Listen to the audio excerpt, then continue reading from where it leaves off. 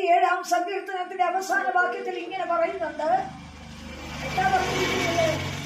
ഞാൻ ജീവനുള്ളവരുടെ ദേശത്തെ യഹോവയുടെ നന്മ കാണുമെന്ന് വിശ്വസിച്ചില്ലെങ്കിൽ കഷ്ടം. കഷ്ടതയുണ്ട്, ഭൂമിയില് വേദനയുണ്ട്, ഭാരമുണ്ട്, സങ്കടങ്ങളുണ്ട്, ഞെരുക്കങ്ങളുണ്ട്, ഇടർച്ചകളുണ്ട്, ദുരിത ദുഃഖങ്ങളും ഞെരുക്കങ്ങളും ചൂനകളും ഒക്കെ നമ്മുടെ ജീവിതത്തിലുണ്ട്. പക്ഷേ തനിക്കൊരു ഉറപ്പുണ്ട്. എന്ത്? ദൈവം എന്നെ കണ്ടത്, ദൈവം എന്നെ വിളിച്ചത്, ദൈവം എന്നെ അഭിഷിക്തനാക്കിയത്, എനിക്കൊരു രാജസ്ഥാനം അവൻ ഒരുക്കുന്നുണ്ട്. അതിലേക്ക് എന്നെ കടത്തിവിടുമ്പോൾ ഞാൻ ഈ മുൾപാതയിൽ കൂടി കടന്നു പോയാലേ പറ്റൂ. താൻ പറയുന്നത്, ജീവനുള്ളവരുടെ ദേശത്ത് ഞാൻ യഹോവയുടെ നന്മ കാണുമെന്ന് വിശ്വസിച്ചില്ലെങ്കിൽ കഷ്ടം. അപ്പൊ വിശ്വസിക്കാത്തവർക്ക് സ്തോത്രം സ്തോത്രം.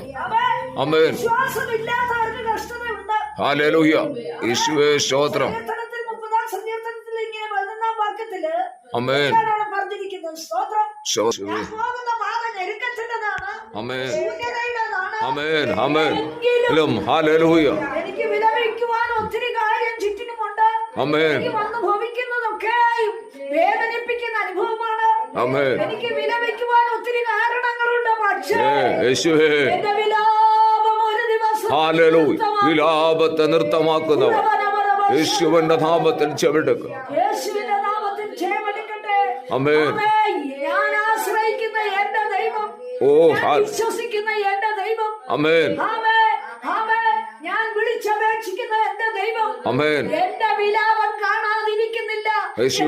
ഒരു ദിവസം അവൻ എന്നെ എന്റെ വിലാപത്തെ നൃത്തം. യേശുവേ സ്തോത്രം. നൃത്തം ചെയ്യത്തക്ക ആമേൻ ആമേൻ. ഹല്ലേലൂയ ഹല്ലേലൂയ.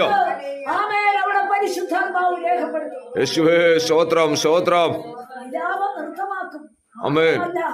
എന്റെ രട്ട് നീ അഴിക്കും. യേശുവേ. രട്ടെന്തിനെ കാണിക്കുന്നു? ഉണങ്ങിയ അവസ്ഥ, ഞെരുങ്ങുന്ന അവസ്ഥ, വേദനിക്കുന്ന അവസ്ഥ, പലവിധമായ അനുഭവങ്ങളാൽ പാളിച്ചയുള്ള അവസ്ഥയുടെ നടുവില് ദൈവം എന്റെ ആ അവസ്ഥയെ അഴിച്ചു മാറ്റുമെന്ന്. ഒരു വ്യക്തിയെ കെട്ടുന്നത് എങ്ങനെയാ? കെട്ടി പിടിപ്പിച്ചിരിക്കുക. നമുക്കറിയാം, നമ്മുടെ ഉൾവസ്ത്രങ്ങളൊക്കെ നല്ല മുറുക്കത്തിൽ നമ്മൾ കെട്ടിവെക്കാറുണ്ട്. എന്തുകൊണ്ട്? അഴിഞ്ഞു പോകാതിരിക്കാൻ. ശൂന്യതയും ദാരിദ്ര്യവും ഞെരുക്കവും നിങ്ങൾ കെട്ടിവെച്ച് ഒരു വിധത്തിലും മുന്നേറ്റമില്ലാതെ ഒതുക്കിക്കൊണ്ടിരിക്കുമ്പോൾ, അതിനെ കൊണ്ട് നീ വിഷമിച്ച് വേദനപ്പെടുമ്പോൾ, സങ്കീർത്തനക്കാരൻ അവിടെ പറയാ, എന്റെ രക്ഷവൻ അഴിച്ചു മാറ്റും. അവൻ അഴിക്കുന്ന ഒരു ദിവസമുണ്ട്. എന്നാൽ ആർക്ക് വേണ്ടിയാണ് ദൈവം ഇതൊക്കെ സ്തോത്രം സ്തോത്രം ആർക്ക് വേണ്ടി അവൻ ഇതൊക്കെ ചെയ്യുന്നു? ആമേൻ. സ്തോത്രം സ്തോത്രം സ്തോത്രം. ആമേൻ ആമേൻ. സുവിശേഷം 15-ാം അധ്യായം അതിന്റെ 8-ാം വാക്യത്തിൽ ഇങ്ങനെ പറയുന്നുണ്ട്, ഈ ജനം അധരം കൊണ്ട് എന്നെ സ്തുതിക്കുന്നു.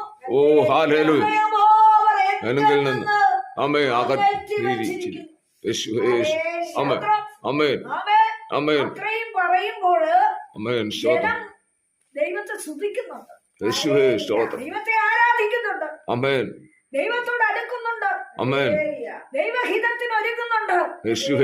അവരുടെ ഹൃദയം വേറെ ദൈവസന്നിധിയിൽ യഥാർത്ഥമായി സത്യം അംഗീകരിച്ചനുസരിച്ച് ദൈവഭയത്തോട് ദൈവത്തെ പിൻപറ്റുന്ന ജനത്തോട് നിങ്ങൾ ചില സമ്പ്രദായങ്ങളെയൊക്കെ ലംഘിച്ചോ ഈ നടപ്പെന്ന് വാദിക്കുന്നവരുണ്ട്. വാദിക്കും. എങ്ങനെ വാദിക്കും? ഇരമ്യാവ് 12 പറയും, ഞാൻ നിന്നോട് വാദിച്ചാൽ നീ നീതിമാനാണോ ദൈവമേ? ആരായി ചോദിക്കുന്ന? ഭക്തൻ തന്നെയാ ചോദിക്കുന്നത്. ഇരമ്യാവ് 12-ാം അധ്യായത്തില് അതിന്റെ വാക്യം കൂടി നമുക്ക് എടുത്തിട്ട് അടുത്തത് മടങ്ങി വരാം. സ്തോത്രം വായിച്ചേ. ഇരമ്യാവ് 12. ഹല്ലേലൂയ. ആമേൻ. യേശുവിന്റെ നാമത്തിൽ ചെവിടുക്കുന്നു. യേശുവിന്റെ രക്തത്താൽ ചെവിടുക്കും. ഞാൻ നിന്നോട് വാദിച്ചാൽ നീ നീതിമാനായിരിക്കും. എങ്കിലും ന്യായങ്ങളെ കുറിച്ച് ഞാൻ നിന്നോട് ചോദിപ്പാൻ തുനിയുന്നു. ദുഷ്ടന്മാരുടെ വഴി ശുഭമായിരിക്കാൻ പദ്ധതിയുണ്ട്. ദ്രോഹം പ്രവർത്തിക്കുന്നവരൊക്കെ നിർഭയന്മാരായി കണ്ടോ? യേശുവേ ചിലർക്ക് അഭിവൃദ്ധി കാണുമ്പോൾ ഭക്തനാണെങ്കിലും ചിലർക്ക് അസൂയ കയറും. യേശുവേ സ്തോത്രം. കർത്താവേ, ഞാൻ നിന്നോട് വാദിക്കുക. എന്താ? യേശുവേ ചിലരുടെ ശുഭത നല്ലതായിട്ട് പോകുന്നു, യേശുവേ ചിലർക്ക് നന്മയുണ്ടാകുന്നു, യേശുവേ ചിലർ അനുഭവങ്ങളെ വാരിക്കൂട്ടുന്നു. യേശുവേ എന്നാൽ എന്റെ വഴി മറിഞ്ഞു കിടക്കുന്നില്ലേ? യേശുവേ. നീ അതറിയുന്നില്ലേ? വായിച്ചേ, യേശുവിന്റെ നാമത്തിൽ. എങ്കിലും ന്യായങ്ങളെ കുറിച്ച് ഞാൻ നിന്നോട് ചോദിപ്പാൻ തുനിയുന്നു. ആ. ഭക്തന്മാരുടെ വഴി ശുഭമായിരിക്കാൻ സംഗതി എന്ത്? ആ, രോഗം പ്രവർത്തിക്കുന്നവരൊക്കെ നിർഭയന്മാരായിരിക്കുന്നത് എന്ത്? ആ. നീ അവരെ നട്ട് അവർ വേരൂന്നി. കണ്ടോ? ചിലത് വേരൂന്നി, ചിലത് നട്ടുപിടിപ്പിച്ചത് വളർന്ന് പന്തലിച്ച് ഫലം കായ്ക്കുന്നു. പക്ഷേ ഞാൻ നിന്നോട് ഒരു ന്യായം ചോദിക്കുക, എന്തുകൊണ്ട് അവന്റെ ദുഷ്ടത നീ കാണുന്നില്ലേ? നമ്മുടെ ഉള്ളിൽ കൊണ്ട് ഈ ചോദ്യം. അതാണ് കർത്താവ് പറഞ്ഞ, അധരം കൊണ്ട് നീ എന്നെ സ്തുതിക്കുന്നു, സ്തുതിക്കുന്നു, ഹൃദയം എന്നിൽ നിന്ന് അകന്നിരിക്കുന്നു. ആ ഹൃദയം കൊണ്ട് പോയി അകന്നു. പലരുടെ ഉയർച്ച കണ്ടിട്ട്, പലരുടെ നന്മ കണ്ടിട്ട്, യേശുവേ നമ്മുടെ മക്കളെക്കാൾ മറ്റു മക്കൾ പഠിക്കുന്നത് കണ്ടിട്ട്, യേശുവേ അവരുടെ വിദേശയാത്ര പോയി നന്മ ഉണ്ടാക്കുന്നത് കണ്ടിട്ട്, അവർ പരീക്ഷകൾ വിജയിക്കുന്നത് കണ്ടിട്ട്, ആമേൻ. അവരുടെ വഴികൾ ശുഭമായിരിക്കുന്നത് കണ്ടിട്ട്, സ്തോത്രം സ്തോത്രം, ആമേൻ, അവർക്കൊന്നിനും മുട്ടില്ലാതെ അവർ പോകുന്നത് കണ്ടിട്ട്, ഹല്ലേലൂയ. പലരുടെ അഭിവൃദ്ധിയെ കുറിച്ച് നിനക്ക് പലരോടും നീരസവും ഉള്ളിൽ നിരാശയും കേറിയിട്ട് നീ പലപ്പോഴും ദൈവത്തെ ഭയപ്പെടാതെ ദൈവസന്നിധിയിൽ നിന്റെ ഹൃദയം, ആമേൻ, ഹല്ലേലൂയ, അസൂയ കൂടാതെ നിന്റെ ഹൃദയത്തെ പകരുവാൻ നിനക്ക് സാധിക്കാതിരിക്കുമ്പോൾ ദൈവത്തിന്റെ ആത്മാവ്, ആമേൻ, മത്തായി കൂടി പറയുന്നു, ഈ ജനമാധരം കൊണ്ട് എന്നെ സ്തുതിക്കുന്നു, ഹൃദയമോവരെങ്കിൽ നിന്ന് മാറ്റി വെച്ചിരിക്കുന്നു. യേശുവേ സ്തോത്രം, ആമേൻ, സ്തോത്രം. ഹല്ലേലൂയ. എന്നിട്ട് ഇരമ്യാവിൻ പിന്നെയും ചില ചോദ്യങ്ങള് അവിടെ പറയുന്നുണ്ട്. എന്താണ് ആ ചോദ്യങ്ങള്? ദ്രോഹം പ്രവർത്തിക്കുന്നവരൊക്കെയും നിർഭയന്മാരായിരിക്കുന്നത് എന്ന്. നീ അവരെ നട്ട് അവർ വേരൂന്നി വളർന്ന് ഫലം കഴിക്കുന്നു.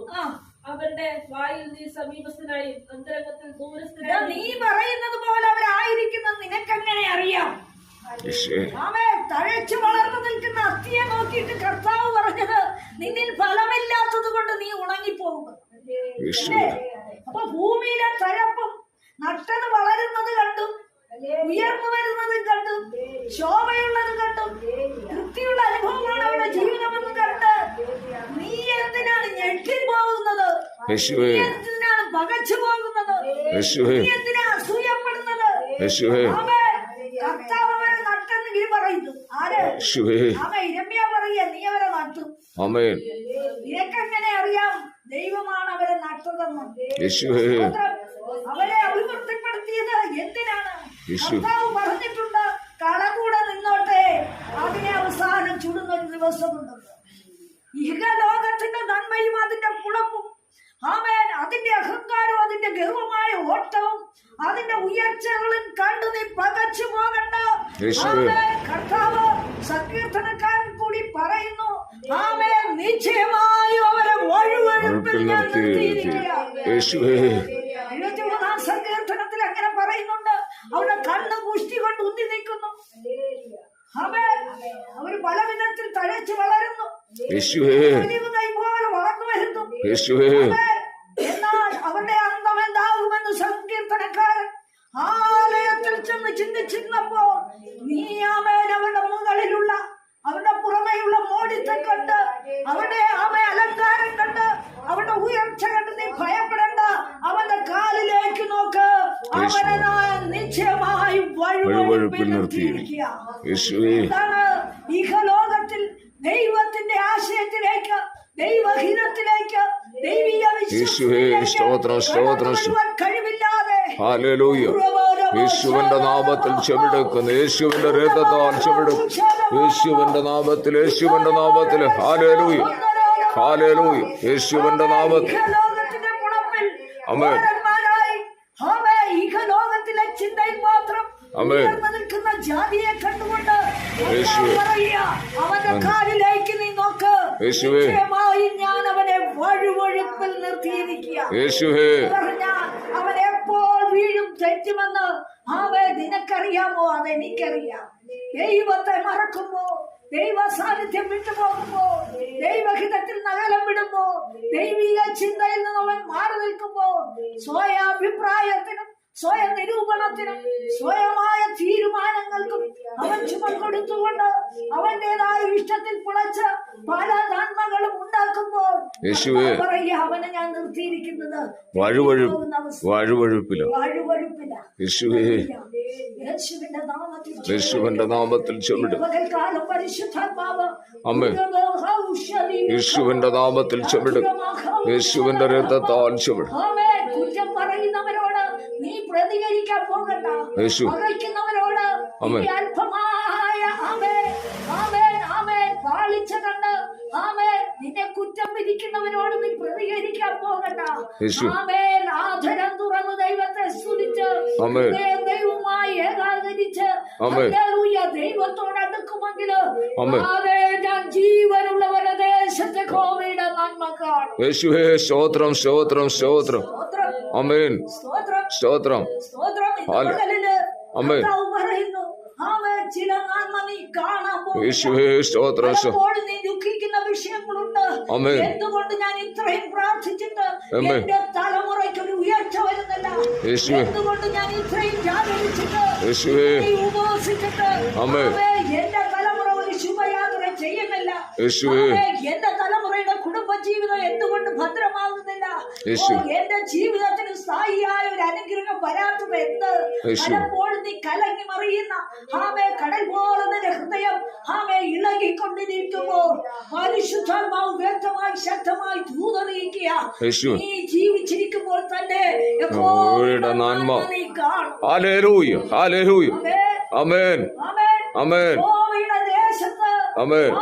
ജീവനുള്ളവരുടെ ദേശത്ത് നന്മ കാണുമെന്ന് വിശ്വസിച്ചില്ലെങ്കിൽ കഷ്ടം. യേശുവിന്റെ നാമത്തിൽ ജയമടിക്കട്ടെ. ഇന്ന് പകൽ കർത്താവ് വീണ്ടും പറയാം, വാദിച്ചാൽ നീ നല്ലവനായിരിക്കും, പക്ഷെ ഞാൻ നിന്നോട് വാദിക്കുക. അടുത്ത വാക്യത്തിൽ കൂടെ ഇരമ്യാവിൽ എന്താ പറഞ്ഞു വെച്ചിരിക്കുന്നത്? സ്തോത്രം. എന്നാൽ യഹോവേ, എന്നെ നീ അറിയുന്നു, നീ എന്നെ കണ്ടു. നിന്റെ സന്നിധിയിൽ എന്റെ ഹൃദയത്തെ ശോധന ചെയ്യുന്നു. അറുപ്പാനുള്ള ആടുകളെ പോലെ അവരെ വലിച്ചിഴക്കണമേ. പല ദിവസത്തിനായി അവരെ വേർതിരിക്കണമേ. കണ്ടോ പ്രാർത്ഥിക്കുന്നവന്റെ മനസ്സിലിരിപ്പ്? ചിലരെ വലിച്ചിഴയ്ക്ക്, ചിലരെ കുലദിവസത്തിലേക്ക് മാറ്റ്. ഇതല്ല യഥാർത്ഥ വിശ്വാസിയുടെ മനസ്സ് വരേണ്ടത്. കർത്താവേ, നീ എന്നെ അറിയുന്നു. പകലിൽ മറ്റാരേക്കാൾ, കുടുംബത്തിലുള്ളവരെക്കാൾ, സഹോദരവർഗത്തിൽ ഉള്ളവരെക്കാൾ, ബന്ധുജനത്തെക്കാൾ, ദേശക്കാരെക്കാളും, ചുറ്റുവട്ടത്തെക്കാളും, ഭർത്താവിനേക്കാളും, ഭാര്യയെക്കാളും, കുഞ്ഞുങ്ങളെക്കാളും നിന്നെ പൂർണ്ണമായി സൃഷ്ടിച്ച നിന്റെ ദൈവത്തിനറിയാം നിന്റെ ഹൃദയത്തിന്റെ ഇരുപ്പ് എന്താണെന്ന്, നിന്റെ വിശ്വാസം എന്താണെന്ന്, പ്രാർത്ഥന എന്താണെന്ന്. അതാണ് മത്തായിൽ പറഞ്ഞിരിക്കുന്നത്, ഈ ജനമാധരം കൊണ്ട് എന്നെ സ്തുതിക്കുന്നു, എന്നാൽ നിന്റെ ഹൃദയം എവിടെയാണ്? ഹൃദയം എവിടെയാണ്? ഹല്ലേലൂയ. ഇന്ന് പകലിൽ നിന്നെ അറിയുന്ന കർത്താവ് ചോദിക്കുക, മറ്റുള്ളവരുടെ വീഴ്ചയാണോ നീ ആഗ്രഹിക്കുന്നത്? മറ്റുള്ളവരുടെ താഴ്ചയാണോ? പലരും ഭയമില്ലാതെ ദൈവത്തെ അന്വേഷിക്കാതെ ഓടിപ്പോകുന്നവരുടെ വളർച്ചയെ കുറിച്ച് നിനക്ക് അസൂയയാണോ നിന്റെ ഹൃദയത്തിൽ ഇരിക്കുന്നത്? ഈ പകൽ നീ മടങ്ങി വാ, നീ മനം തിരിഞ്ഞ് മടങ്ങി വാ. നിന്നോട് വലിയ കാര്യം ചെയ്തെടുക്കാറുണ്ട്. നിന്റെ കുടുംബത്തിന് വൻകാര്യം ചെയ്തെടുക്കാറുണ്ട്.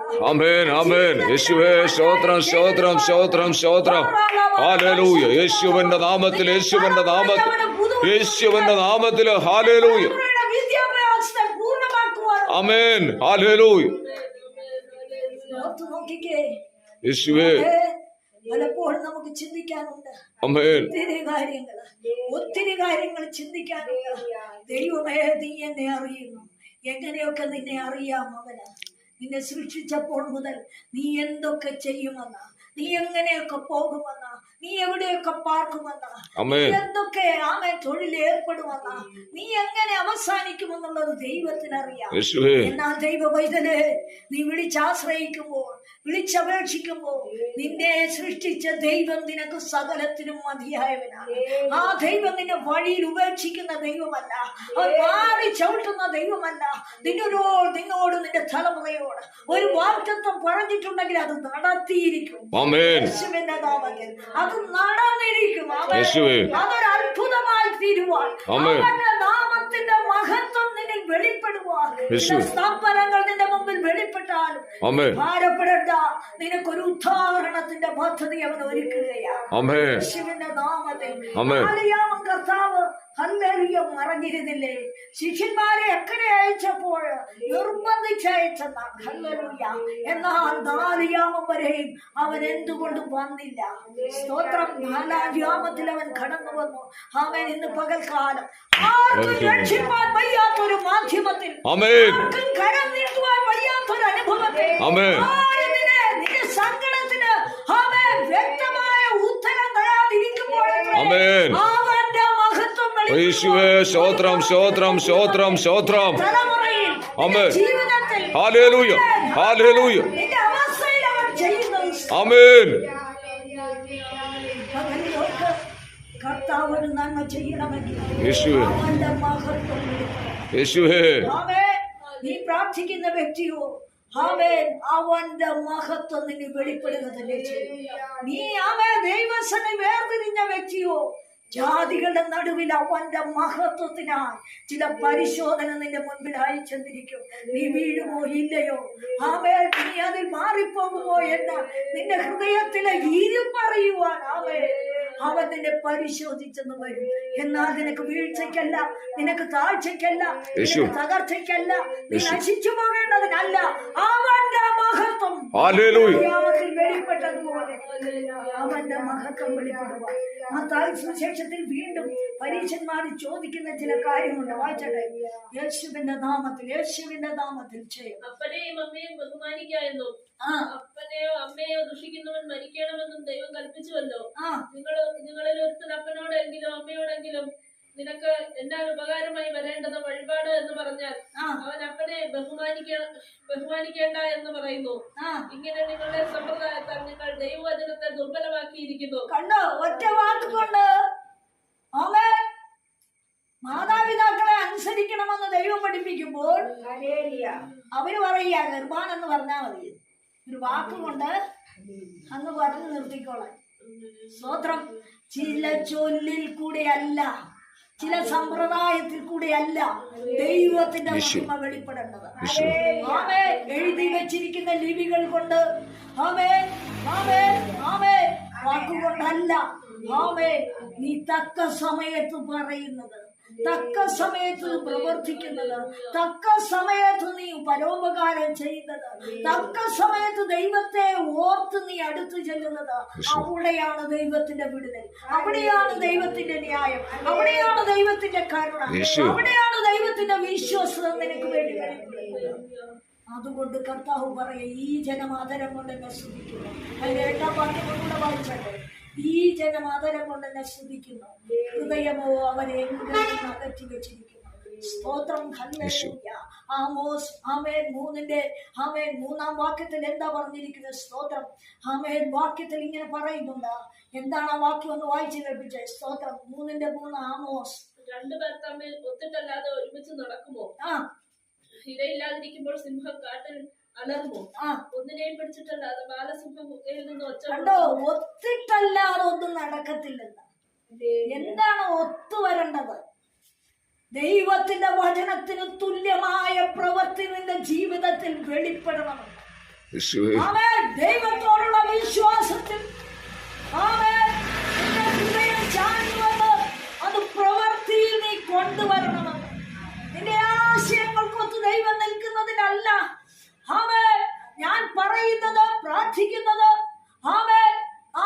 ഞാൻ ചിന്തിക്കുന്നത് ദൈവത്തിന് ഹിതമാണോ എന്ന് വരത്തക്കവണ്ണം നിന്നെ തന്നെ ഒന്ന് ഇരുത്തി ചിന്തിക്കേണ്ട വിഷയമുണ്ട്.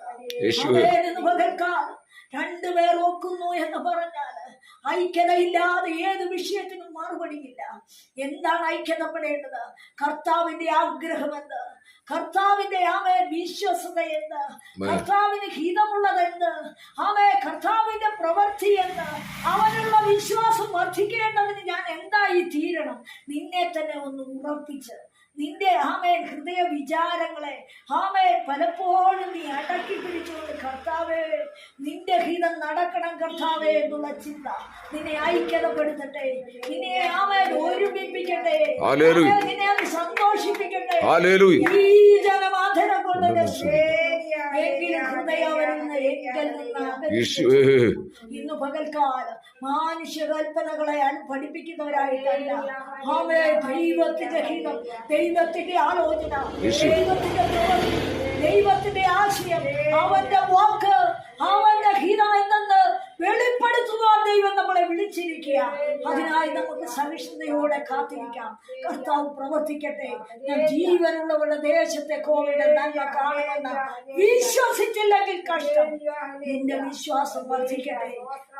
നിന്നോട് പറഞ്ഞത് നടക്കും, നിന്നോട് ആലോചന പറഞ്ഞിട്ടുണ്ടോ അത് നടക്കും. എന്നാൽ ഹൃദയം അവനിൽ മാറ്റിവെക്കാതെ ഹൃദയംഗമായി അവനെ സ്നേഹിക്കുക, ഹൃദയംഗമായി അവനെ അനുസരിക്കുക, ഹൃദയംഗമായി നിർമ്മലത കാണിക്കുക, നിഷ്കളങ്ക മനസാക്ഷിയോടെ നമുക്ക് അവനോട് അടുത്തിയെല്ലാം ഈ വചനത്താൽ ദൈവമായ കർത്താവ് നമ്മളെ അനുഗ്രഹിക്കട്ടെ.